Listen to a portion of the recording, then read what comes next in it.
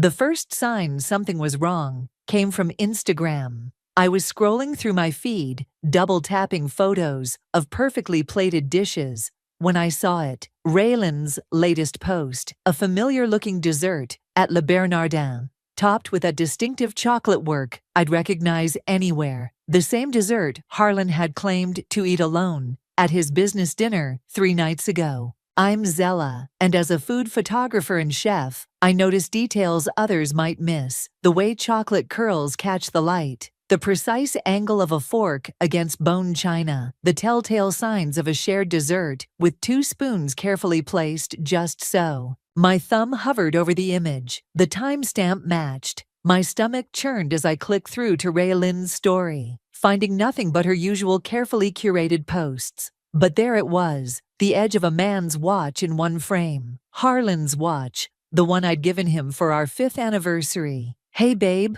I called out, keeping my voice steady.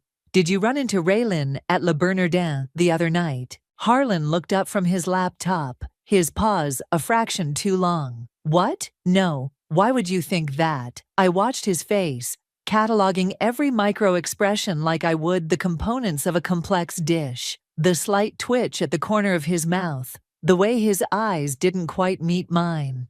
"Just wondering, she posted about being there the same night as your dinner. Must have been a coincidence," he said, turning back to his screen. "Big restaurant, lots of people." I nodded, already pulling up my phone's tracking app, the one we'd installed years ago to share our locations, back when we actually cared about each other's safety. There it was, his location history, perfectly overlapping with Raylan's Instagram posts, not just at Le Bernardin, but at dozens of places over the past few months. "I'm heading to the studio," I said, gathering my camera bag. "Got that shoot for the new bistro on 7th. He barely looked up. "Have fun." Instead of going to my studio, I drove to Raylan's apartment building. My best friend of 15 years, the maid of honor at my wedding, the woman who'd held my hand through my father's funeral. Her car was parked in its usual spot, and right next to it, Harlan's BMW.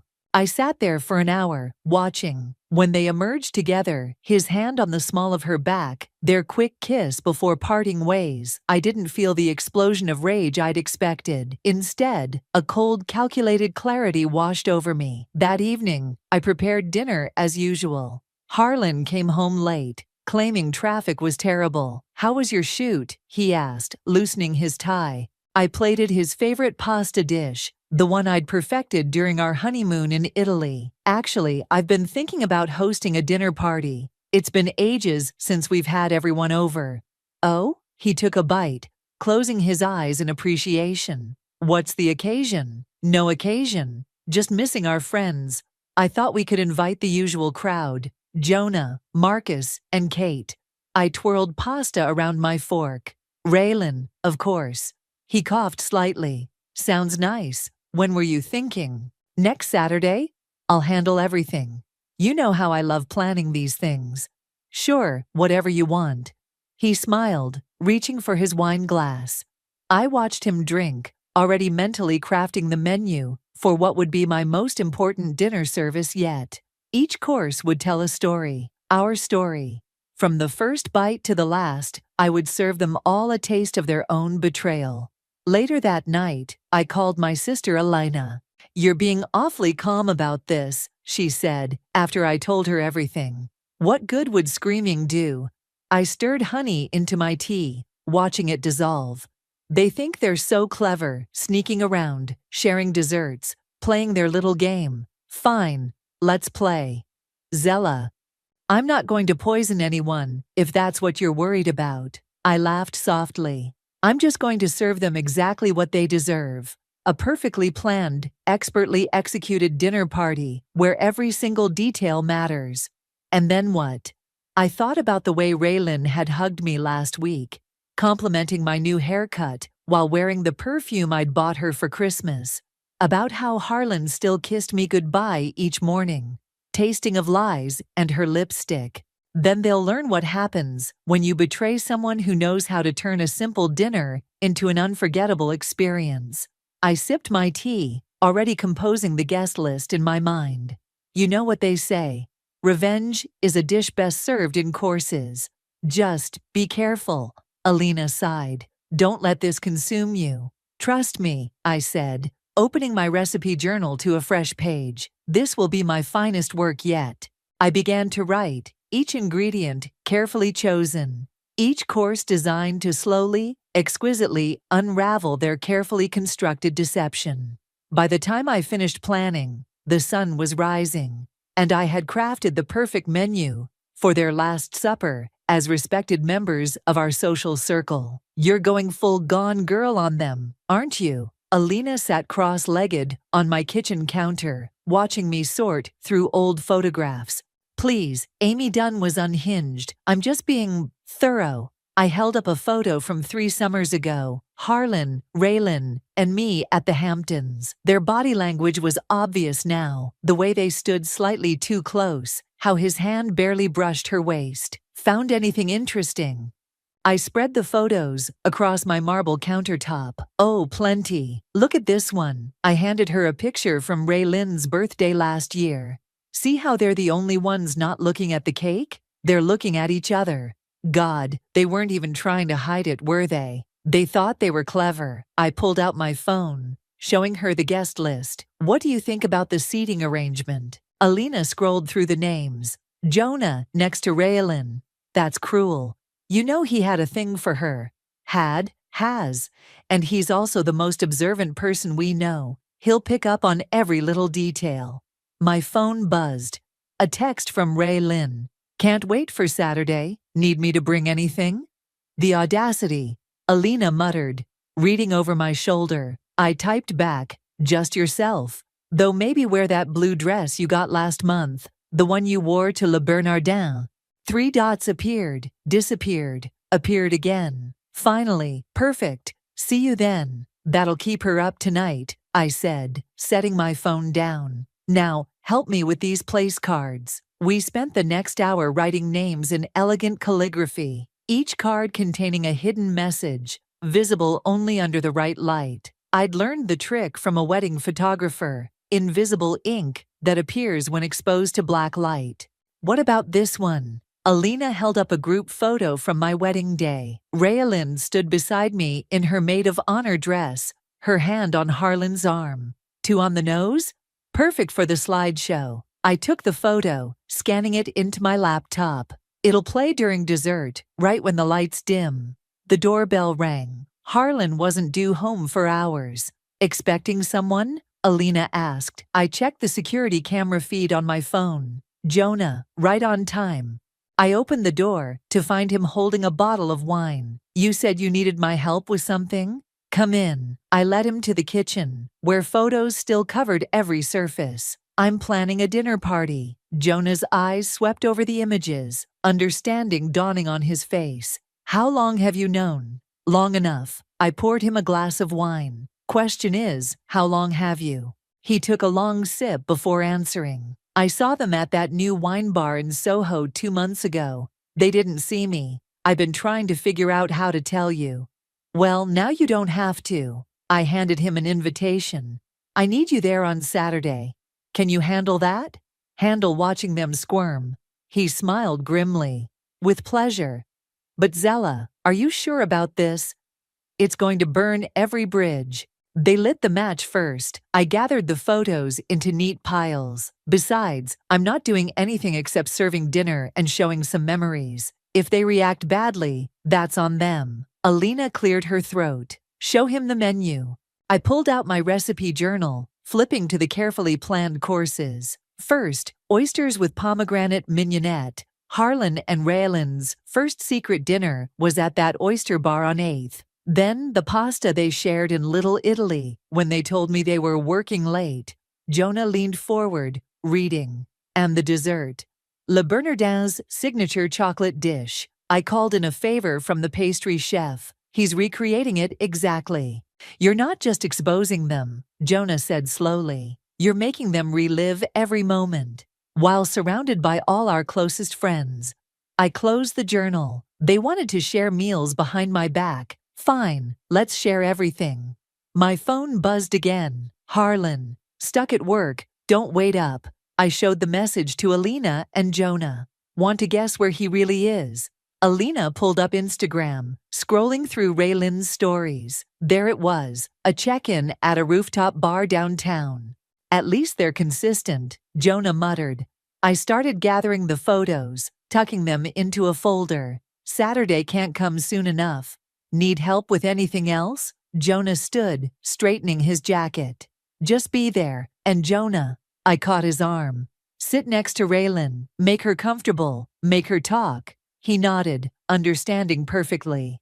I'll make sure she has plenty to say. After they left, I stood in my kitchen, surrounded by the evidence of years of betrayal. My phone lit up with another text from Harlan. Missing you. Be home soon. I typed back, take your time. I'm busy planning our dinner party. It's going to be unforgettable. And it would be. They had no idea what was coming, but soon they'd taste every bitter bite of their betrayal. I opened my recipe journal again, refining each detail until every course was perfect. Like any good chef, I knew timing was everything, and on Saturday, the timing would be impeccable. The private dining room at Maison Rouge was perfect. Intimate lighting, dark wood panels, and most importantly, a state-of-the-art projection system disguised as vintage wall sconces. I stood in the center, visualizing how everything would unfold. The screen will lower here, I explained to Marcus, the restaurant's manager and an old culinary school friend. During dessert, right? Right after I dim the lights. He gestured to the control panel, and the photos will play automatically. On a loop. Trust me, they won't need to see them twice. I pulled out my tablet, showing him the seating arrangement. I need Harlan and Raylin to sit here and here. Perfect view of the screen, but too far apart to whisper to each other.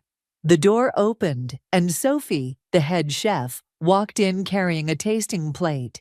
First course sample, as requested. I examined the oysters, arranged in a perfect circle, with pomegranate seeds scattered like drops of blood. These are exactly what I wanted. But can we add just a touch more mignonette? I want it to bite. Like your revenge? Sophie smirked. Girl, when you told me what they did, I wanted to add ghost peppers to their plates.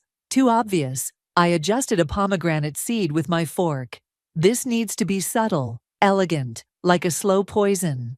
Speaking of poison, Marcus said, your husband called earlier to confirm the reservation. Asked if he could bring a bottle of wine. I laughed. Let me guess, a 2015 Bordeaux? How did you know? It's Raylin's favorite. She probably suggested it, thinking she was being helpful. I took a bite of the oyster. Perfect.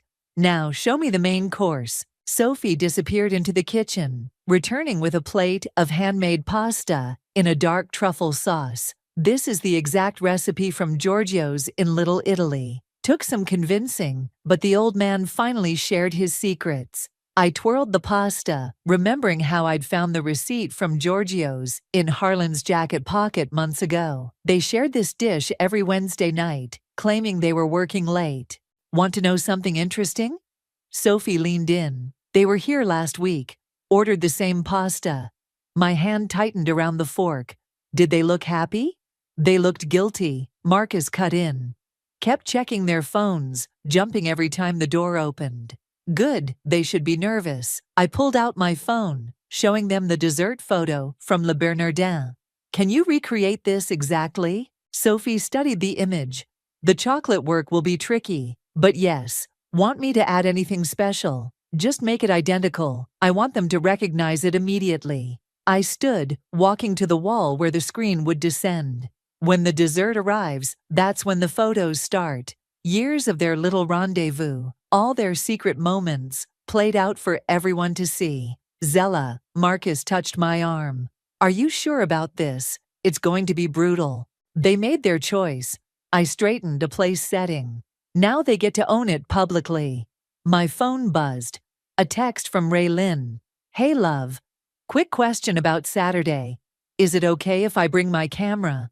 Would love to capture the evening. She wants to photograph her own downfall. I showed them the message. How poetic. Sophie shook her head. The nerve of some people. I typed back, "Of course, you know me. Always love having memories to look back on." "You're scary good at this," Marcus observed. "I learned from the best." I gestured around us. They taught me how to lie with a smile. The kitchen door swung open again, this time revealing a sample of the appetizers. Delicate canapes, topped with caviar and gold leaf. "These will be passed around during cocktail hour," Sophie explained. "Right before you seat them for dinner." I picked one up, admiring the presentation. "Remember to serve the special ones to Harlan and Raylan. The ones with the extra spicy wasabi hidden inside. Don't worry, they'll be marked." "Perfect." I checked my watch. I should go. Harlan's cooking dinner tonight, probably trying to ease his conscience. At the door, Marcus caught my arm. "Just be prepared. This could get ugly." "It already is ugly," I replied. "I'm just bringing it into the light." Driving home, I got another text, this time from Jonah. "Ran into R at the grocery store. She's wearing the guilt-like perfume. Almost felt sorry for her. Almost." I smiled, typing back, "Save your sympathy. She'll need it Saturday." Harlan was in the kitchen when I arrived, stirring something that smelled like his attempt at risotto. "Hey, beautiful, where've you been?" "Just finalizing details for Saturday." I kissed his cheek, tasting the lie in his casual smile. "Everything's coming together perfectly." "Can't wait," he said, adding too much wine to the risotto. "It's been too long since we've had everyone together." I watched him cook, this man who thought he could serve me mediocre risotto and mediocre lies. "You're right, it's time everyone was in the same room again. No more secrets." He stirred faster, the rice sticking to the bottom of the pan. "No more secrets," he echoed, not meeting my eyes. I smiled, thinking of the menu waiting at Maison Rouge.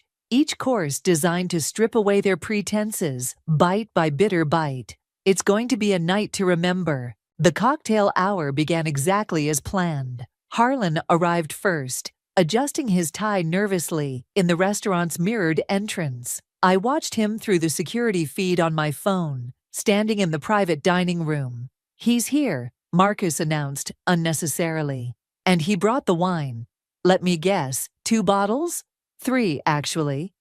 2015, Bordeaux, just like you said." I smoothed my black dress, checking my reflection. "Raylan's favorite. He's planning to get her drunk enough to relax." The door opened, and Jonah entered, looking sharp in a navy suit. "Ready for the show?" "Almost. Just waiting for our guest of honor." As if on cue, Raylan walked in, wearing the blue dress from Le Bernardin. She'd styled her hair differently, but the dress was unmistakable. I watched through the feed as she and Harlan carefully maintained their distance, their eyes meeting briefly before darting away. "Showtime," I whispered, stepping out into the bar area. "Zella," Raylan rushed forward, embracing me, her perfume, the one I'd given her, wrapped around us like a noose. "This place is gorgeous." "Isn't it?" I hugged her back, feeling the tension in her shoulders. "That dress looks even better than it did at Le Bernardin." She stiffened slightly, then forced a laugh. "Oh, you saw that post? I meant to tell you about that dinner. No secrets between friends, right?" I waved over a server with the canapes. "Try these. They're specially marked for you and Harlan." The wasabi hit them 3 bites in. Harlan coughed, reaching for his water, while Raylan's eyes watered dramatically. "Oh my God," she gasped. "That's intense." "Is it?" I took a regular one, biting into it delicately. "Tastes fine to me." More guests arrived. Couples we'd known for years, all part of our tight-knit social circle. I'd seated them strategically, ensuring maximum visibility for what was to come. "Shall we move to the dining room?" I gestured toward the double doors. "Everyone's place cards are set." Harlan found his seat, frowning when he realized how far he was from Raylan. She sat between Jonah and Kate, looking increasingly uncomfortable as Jonah engaged her in conversation. "Remember that night at the wine bar in Soho?" I heard him ask her quietly. "You looked stunning in that red dress." Raylan's hand shook as she reached for her water. I don't recall. Really, it was just 2 months ago. You were there with... The first course arrived, interrupting their conversation. Oysters gleamed under the soft lighting, pomegranate seeds scattered like accusations across the plates. "These look familiar," Harlan commented, trying to sound casual. "They should," I replied, loud enough for everyone to hear. "They're from that little place on 8th Street. You know the one, right, Raylin? With the amazing happy hour?" She dropped her fork. "I've never been there." "No?" I pulled out my phone, scrolling through photos. "That's strange, because I have this picture." Before I could show it, servers appeared with the wine. Harlan's Bordeaux being poured into Raylan's glass first. "Your favorite, isn't it?" I asked innocently. 2015 was such a good year. "How did you know it was her favorite?" Kate asked, looking between us. "Oh, Harlan mentioned it," I said smoothly. "Didn't you, honey?" He took a large gulp of his wine. "Must have." Jonah leaned closer to Raylin. "Speaking of wine, that bar in Soho had an amazing selection. What was it you were drinking that night? Something Italian." Raylin's napkin slipped from her lap. As she bent to retrieve it, a small envelope fell from beneath her place card. The first of many I'd hidden around the room. "What's this?"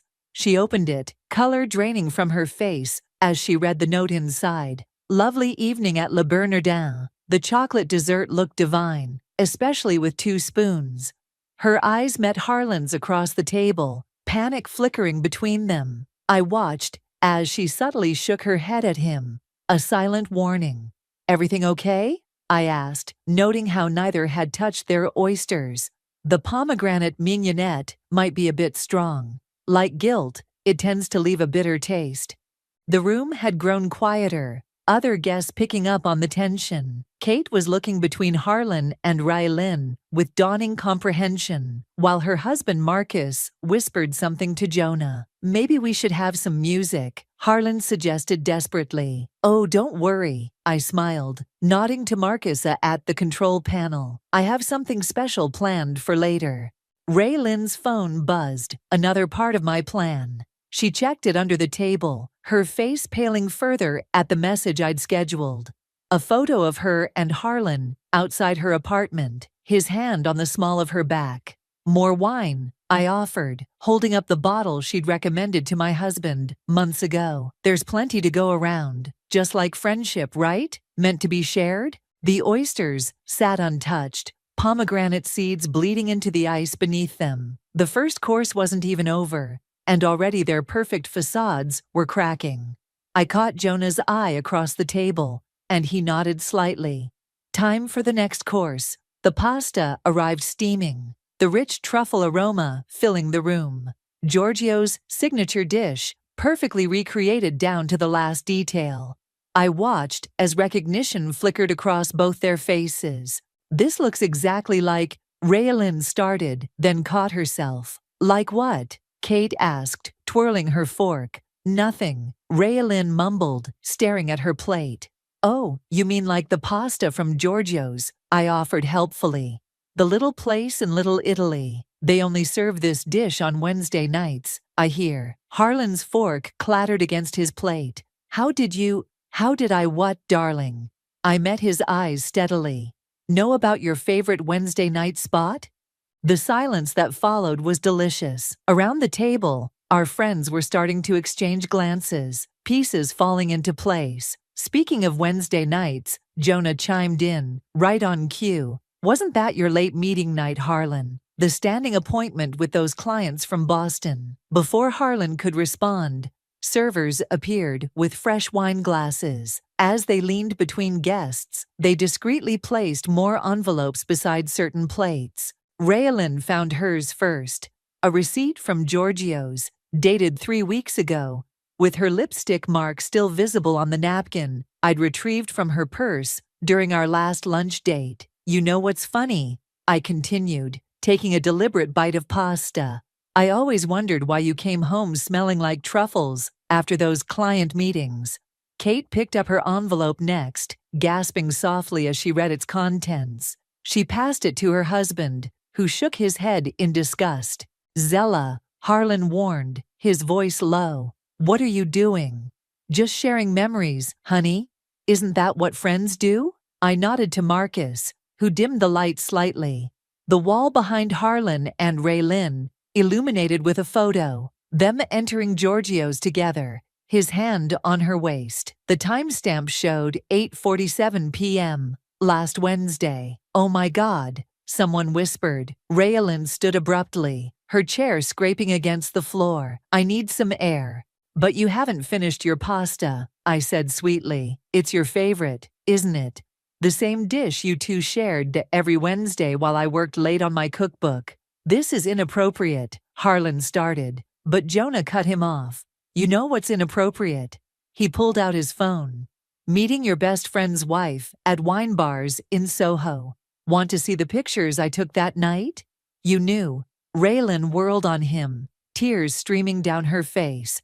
Everyone knew, Kate said quietly. We just couldn't believe you'd do this to Zella. The pasta steamed between us, forgotten. On the wall, the photos continued, a silent documentary of their betrayal, them leaving her apartment building, sharing dessert at Le Bernardin. Quick kisses in dark corners they thought no one could see. When? I asked, my voice carrying in the hushed room. When did it start? Neither answered. Their silence spoke volumes. Was it that weekend in the Hamptons, 3 summers ago? I gestured to the next photo appearing on the wall, when you thought I was too busy with my camera to notice how close you stood. Harlan pushed his plate away. This is childish, Zella. If you knew, you should have said something privately. Privately? I laughed, the sound sharp as a knife. Like how you privately fucked my best friend. Like how you privately shared meals and wines and secrets while I trusted you both? Raylin sank back into her chair, sobbing quietly now. Jonah didn't move to comfort her. I have to go, she choked out. But dessert hasn't been served yet, I said. It's a special recreation from Le Bernardin.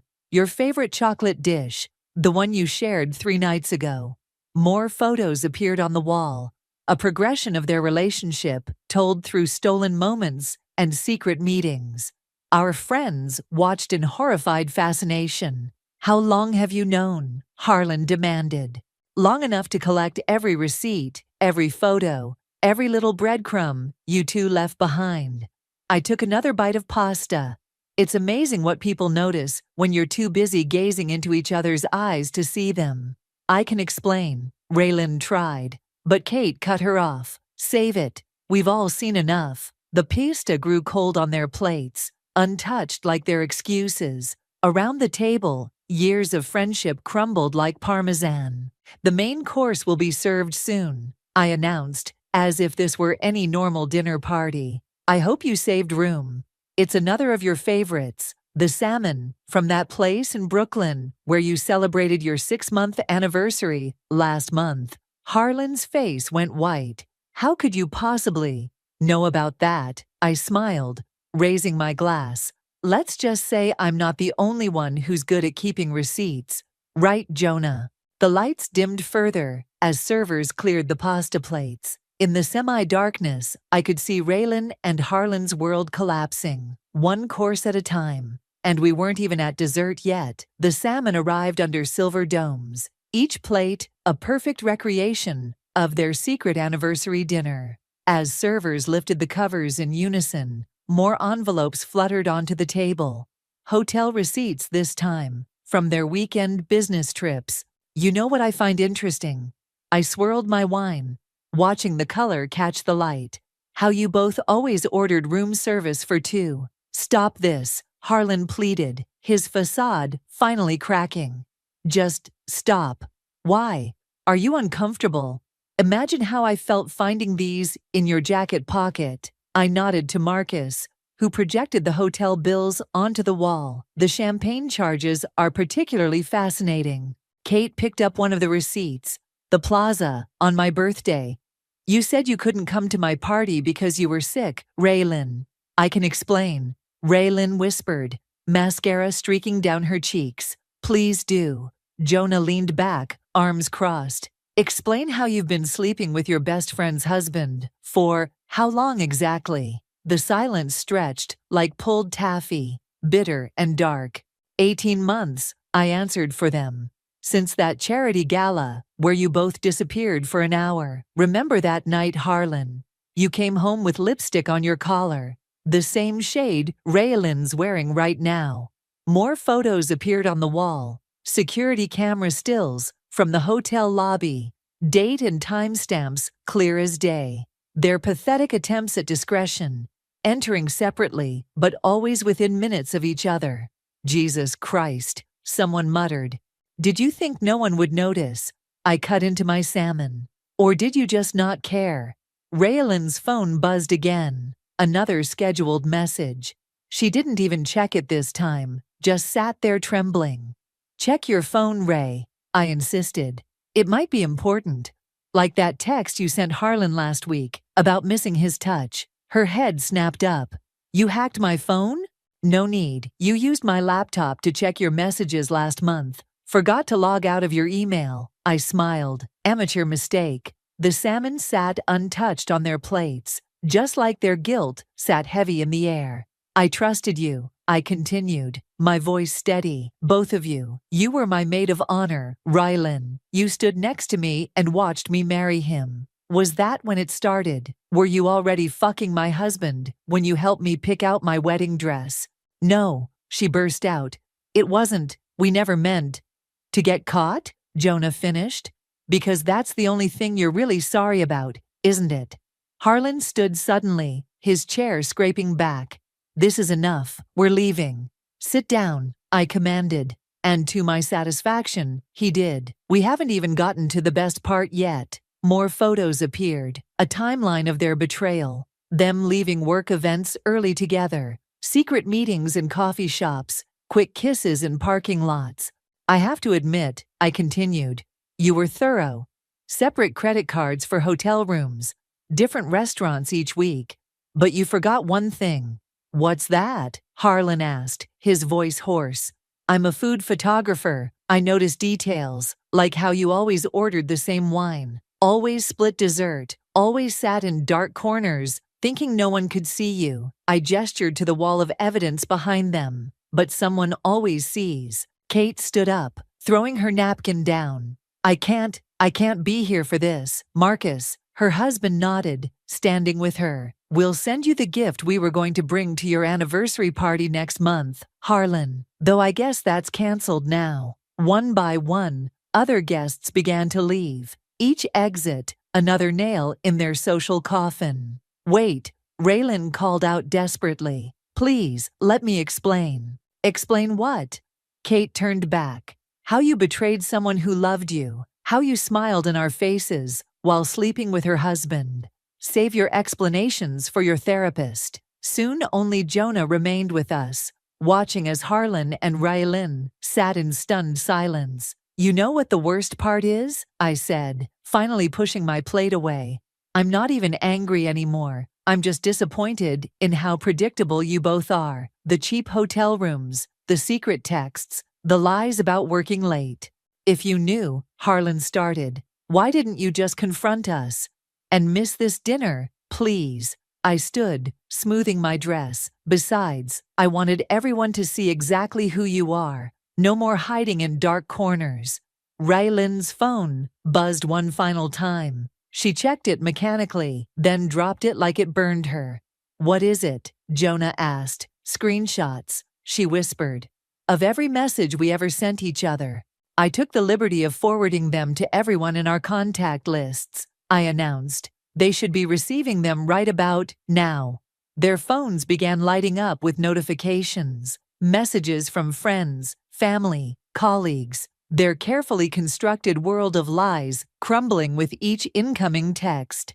Dessert will be served in 5 minutes, I said pleasantly. I hope you saved room. It's a very special recreation from Le Bernardin. The chocolate dessert arrived under spotlights, identical to the one they'd shared at Le Bernardin. The delicate chocolate work caught the light, casting shadows across their stricken faces. Look familiar? I asked, as servers placed the plates before them. The pastry chef was very helpful when I showed him your Instagram post, Raylan. He remembered you two specifically, said you seemed very intimate. Harlan pushed his plate away. I can't do this anymore.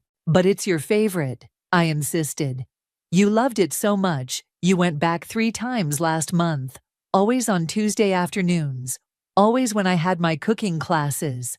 Raylan's phone wouldn't stop buzzing. She finally turned it off, hands shaking. My mother just texted, she whispered. She saw the messages. Oh, right. I took a delicate bite of chocolate. I made sure to include your parents in the distribution list. And your boss. He seemed particularly interested in all those sick days you took together. Jonah leaned forward. You know what I don't understand? Why keep coming to group events? Why risk being seen? Because they thought they were smarter than everyone else, I answered for them. They thought their little codes and signals were clever, like how Raylin would always wear red when she wanted to meet up. Harlan's head snapped up. How did you know about that? The same way I knew about the hotel room numbers you'd text her disguised as work addresses, or the way you'd schedule fake client meetings in your shared calendar. The chocolate on their plates began to melt, much like their composure. I have to call my lawyer. Harlan reached for his phone. Already taken care of, I smiled. I sent him quite a comprehensive file this morning. He's dropping you as a client, by the way. Something about moral clauses. Raylan started sobbing again. My job, my reputation. Should have thought about that before sleeping with your best friend's husband. Jonah's voice was ice cold. What did you think would happen? The lights dimmed further, and the projector whirred to life one final time. But instead of photos, a video began playing. Security footage from their various meetups, expertly edited together like a tragic romance movie. I had help from the IT guy at your office, Harlan, I explained. Turns out, he doesn't approve of affairs either, especially since his wife left him for her boss last year. The video showed them entering and leaving hotels, sharing intimate moments in parking lots, all time-stamped and crystal clear. Turn it off, Harlan begged. Why? This is your story. Don't you want to see how it ends? The final clip was from 3 days ago. Them arguing outside Raylan's apartment. The audio was clear enough to hear their fight about whether to tell me. You said you were going to leave her. Raylan's voice echoed through the speakers. You promised. I never promised that. Video Harlan replied. I can't. It's complicated. Present-day Raylan stood up so quickly, her chair fell backward. You told me you loved me. He tells that to all his mistresses, I said quietly. Ask his secretary from 2 years ago. Or should I play that footage next? Harlan's face went from red to white. There's no other footage? Of course there is. I've spent months collecting everything. Every lie, every betrayal, every single time you thought you were being careful. I gestured to the screen. This is just the highlight reel. I'll lose everything, Rylin whispered. Funny how consequences work, isn't it? Harlan stood, finally finding his voice. You've made your point, Zella. What do you want? Money? The house? I don't want anything from you, I replied calmly. I just wanted everyone to see the truth. No more secrets, remember. The chocolate desserts sat melting. Forgotten symbols of their deceit. On the screen, their past indiscretions played on loop, a monument to their betrayal. My sister's waiting outside, I continued. She'll drive you both home, separately, of course, though I doubt either of you has a home to go to after tonight. Jonah stood straightening his jacket. I'll walk them out, make sure they don't try to spin this into something it's not. As they walked toward the door, broken and exposed, I called out one last time. Oh, and Harlan. The divorce papers are being delivered tomorrow. I took the liberty of copying our entire prenup to the first page. The infidelity clause is highlighted. He stopped, shoulders slumping. You've thought of everything, haven't you? Almost. I picked up my phone, showing them the screen. I'm just trying to decide which photo to use for my statement to the press. Your law firm's PR team is eager to get ahead of the story. They left without another word, their footsteps echoing through the empty restaurant. Jonah returned a few minutes later, sitting beside me. That was, he paused, searching for words. Justified? I suggested, finally allowing myself to smile. Because dessert isn't even the best part. There's more? I pulled out an envelope. The board meeting at his firm tomorrow morning, where these photos will be discussed in great detail. Turns out, sleeping with clients' wives is frowned upon in corporate law. The chocolate desserts remained untouched, melting into pools of dark regret. The morning sun streamed through my studio windows as I adjusted the lighting for my latest shoot. My phone buzzed, another news alert about Harlan's law firm. The headlines were getting creative. Top attorney's career melts faster than wedding cake. You're trending again, Alina announced, walking in with coffee. The video from the dinner has over 1 million views. Good. I checked the composition of my shot. How's Raylan doing with her new job search? Not great. Turns out most companies check social media these days. She handed me my coffee. Her parents made her move back home to Connecticut. The studio door opened, and Jonah walked in, carrying a familiar-looking dessert box. Special delivery from Le Bernardin. I laughed. The chocolate thing again. Actually, it's better. He opened the box, revealing an elegant cake. They want you to photograph their new dessert menu. Apparently, your dinner party story impressed the chef. Karma's got a sense of humor, Alina mused. My phone buzzed again. A text from Kate. Just drove past your old house. Moving trucks are there. He's really leaving. Speaking of karma, I showed them the message. The prenup worked exactly as planned. Did you ever think about just confronting them privately? Jonah asked, setting up his laptop. Instead of, destroying them publicly? I adjusted my camera settings. They chose to betray me publicly. Every dinner out, every hotel stay, every lie to our friends. That was their choice. I just made sure everyone saw the whole picture. Speaking of pictures, Alina pulled up a website on her tablet. Raylan's photography business is officially closed. Her clients all canceled after seeing the video. She should have stuck to Instagram filters, I murmured, focusing my lens. The studio door opened again. Marcus and Sophie from the restaurant. You'll never guess who just tried to make a dinner reservation. Marcus grinned. Harlan said he wanted to apologize. What did you tell him? That we're booked solid for the next century. Sophie set down a bag of pastries. Also, we're launching a new special. Called it The Sweet Revenge. It's selling out every night. My phone lit up with another message. From Harlan's law firm. Ms. Wilcox, we'd like to discuss featuring your photography in our rebranding campaign. Our new focus is on integrity and transparency. Now that's ironic. Jonah laughed, reading over my shoulder. Should I take it? I asked, already knowing the answer. Absolutely, Alina said. Charge them triple your usual rate. The morning light caught the lens of my camera, casting prism patterns across the studio wall. Like evidence of betrayal, they formed a perfect timeline of shadows and light. You know what the best part is? I adjusted my tripod. I never raised my voice, never threw anything, never even cried. I just showed everyone who they really were. Through food, Sophie added. Which is honestly the most chef thing ever. Through truth, I corrected. The food was just the medium. My phone buzzed one final time. A notification that the divorce was officially filed. No contests, no delays, just Harlan's signature on every page, exactly where it needed to be. So what now? Jonah asked, helping me set up the next shot. Now, I smiled, focusing my lens on the Le Bernardin cake. Now I do what I've always done. Create beautiful things, tell stories through food, and never settle for mediocre love or lukewarm pasta. And the house? Alina asked. Selling it. Already have 3 offers. I checked the light meter. Turns out, people love a good scandal location. The studio filled with morning light and possibility. On my laptop, another email notification popped up. A major publishing house interested in my story. From food photography to private investigation, a recipe for revenge.